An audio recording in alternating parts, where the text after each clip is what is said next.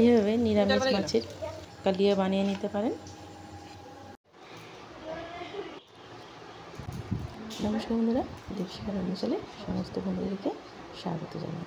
নিরামিষ মাছের ঝোল বা কালিয়া বানিয়ে নেব। এর জন্য প্রথমে মাছ লাগছে না, কিন্তু মাছ ছাড়াই এই রেসিপিটা হবে। তো দেখুন, পুরো ভিডিওটা আমার সাথে থাকুন, আমি কীভাবে বানিয়ে নিচ্ছি। প্রথমে একটা গোটা এঁচড় নিয়ে নিয়েছি। প্রথমে একটা টাটকা এঁচড় নিয়ে নিয়েছি। এঁচড়টা কেটে নেব। কীভাবে কাটছি দেখুন। প্রথমে হাতে কিন্তু তেল লাগিয়ে নিতে হবে। ভালো করে সরষের তেল নিয়ে নিচ্ছি পেটিয়ে হাতে। এঁচড় যখন কাটবো খুব সাবধানে কাটতে হবে, কারণ এঁচড় খুব শক্ত হয়। আর অনেকে দেখবেন এঁচড় কিন্তু কাটতেও সহজে চায় না এবং পারেও না, হাতে আঠা লেগে যাবে বলে। তো এইভাবেই আমি বাড়িতে এঁচড় কেটে নিই। তো এঁচড়ের মাঝখানে খালি করে ছোটো ছোটো এরকম পিস করে নিচ্ছি। তারপরে উপরের চপাটা বাদ দিয়ে দেবো, আর ভিতরে যে ভুতিটা আছে সেটাও বাদ দিয়ে দেবো। এইভাবে ছোটো ছোটো টুকরো করে নেবো। আমার কিন্তু এঁচড় কাটতে খুব ভালো লাগে। যেরকম সাবধানে এঁচড়টা দেখে একটু পোকা হয়েছিল, সেটাকে কেটে বাদ দিয়ে দিলাম। এঁচড়ের ভিতরে কিন্তু নষ্ট হয় না কখনো, এঁচড়ে পোকা লাগে না, ওঠার জন্য ভিতরে পোকা দিতে পারে না। তো এইভাবেই সমস্ত এঁচড়গুলো কেটে নিচ্ছে। আর এই এঁচড়ের রেসিপিটা কিন্তু খুব ভালো লাগে। আমি দেখুন কীভাবে করলাম এই রেসিপিটা। আমার পাশে থাকলে স্কিপ না করে। ভিডিও যদি ভালো লেগে থাকে বন্ধুরা, লাইক কমেন্ট শেয়ার অবশ্যই করবেন। হাতে সরষের তেল দিয়ে ভালো করে কাপড় দিয়ে মুছে নিতে হবে আঠাগুলোকে। তো এইভাবেই সমস্ত এঁচড় কেটে নিলাম। এবার একটা কুকার বসিয়ে দিয়েছি, তাতে 1 কাপ জল দিলাম আর অল্প লবণ দিচ্ছি।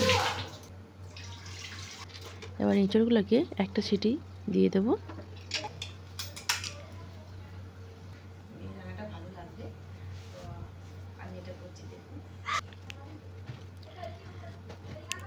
ফ্রিজ থেকে দই বের করে নিলাম, দই লাগছে। আর সিটিটা পড়ে গেছে, এরপরে হাত দিয়ে একটু চেপে দেখে নিচ্ছি সিদ্ধ হয়েছে কিনা। এঁচড়টা মোটামুটি সিদ্ধ হয়ে গেছে, বেশি গলানো যাবে না। সিটিটা ফেলেই সঙ্গে সঙ্গে সিটিটা ভাপটা বের করে নিতে হবে।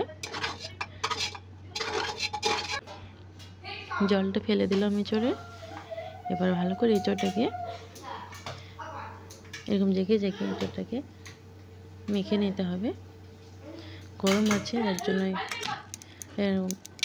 আলু মেশার দিয়ে আর একদিন দেখুন কী করছে দু ভাই। আমি যে এঁচড় কেটেছি তার চপা নিয়ে খেলা হচ্ছে, তাওয়া নিয়ে, রান্নাঘরের সরঞ্জাম নিয়ে ওদের খেলা। তো এরকম আমি যখন রান্নাঘরে সব দুষ্টুমি করতেই থাকি ওরা। তো মাখা হয়ে গেছে। এবার কর্নফ্লাওয়ার নিয়ে নিলাম 3 চামচ মতন। পরিমাণ মতন লবণ দিয়ে দিচ্ছি, অল্প একটু হলুদ দিচ্ছি। ভালো করে এটা বাইন্ডিংটা করে নিতে হবে। আর এখানে মশলা আমি ব্যবহার করেছি আদা রসুন বেটে নিয়েছিলাম আর শুকনো লঙ্কা একসাথে, সেটা 1 চামচ মতন দিয়ে ভালো করে মেখে নিচ্ছি। এবার মাছের যেমন মানে পেটি বা চাকার, মাছের চাকার যেমন দেখতে হয় সেরকম শেপ গড়ে নিলাম। মাঝখানটা একটু গর্ত করে দেখুন এরকমভাবে শেপ করে নিচে সমস্ত মাছের চাকা তৈরি করে নিলাম, আর্টিফিশিয়াল মাছের চাকা। তো এটা কিন্তু বেশ ভালোই লাগলো মাছের চাকা তৈরি করতে। এবার তেলটা হালকা গরম হয়েছে, মাছের চাকাগুলো ভেজে নিচ্ছে।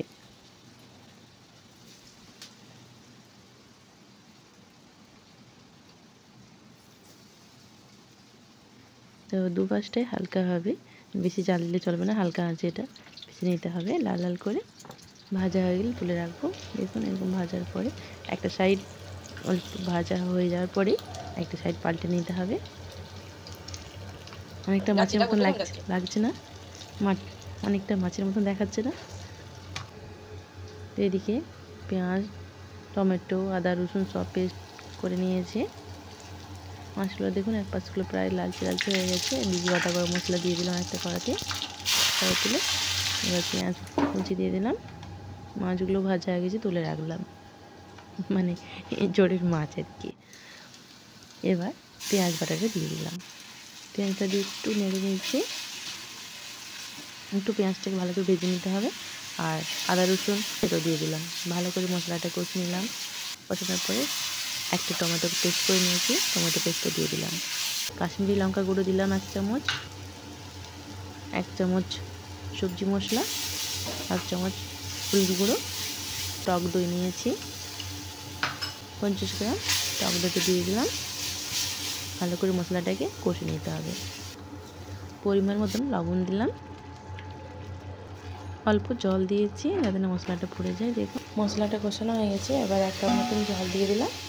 জলটা ফুটে গেলে যে মাছের পিস চাকা বলুন বা এঁচোড়ের মাছের পিস বলুন, যেটাই বলতে পারে না কেন, তো সেটা দিয়ে মাছের পিসগুলো দিয়ে 5 মিনিট ফুটিয়ে নেব এবং নামিয়ে নিলাম। আপনারা চাইলে উপরে গরম গরম ঘি দিতে পারেন, তো আমি ঘি দিলাম না। এই রেসিপিটা খুব ভালো লাগে গরম ভাতের সাথে খেতে, আপনারা অবশ্যই একবার ট্রাই করবেন বন্ধুরা। বুঝতেই পারবেন না, যেটা মনেই হবে না যেটা মাছ নয়, মাছ দিয়ে ভাত খাচ্ছি গরম ভাতের সাথে, খুব ভালো লাগলো। আপনারা সকলে ভালো থাকুন, সুস্থ থাকুন। আমি আবার আসবো নতুন কোনো ভিডিও নিয়ে। নমস্কার বন্ধুরা, টাটা।